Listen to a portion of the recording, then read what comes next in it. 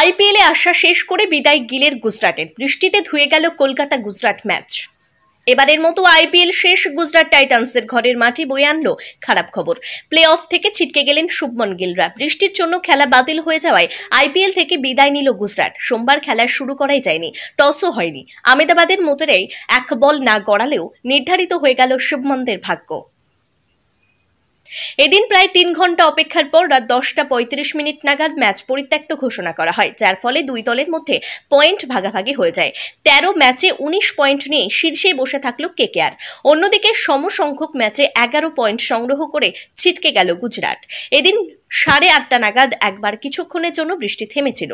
Super সপার চালানো হয়, কিন্তু ফের বৃষ্টি নামে।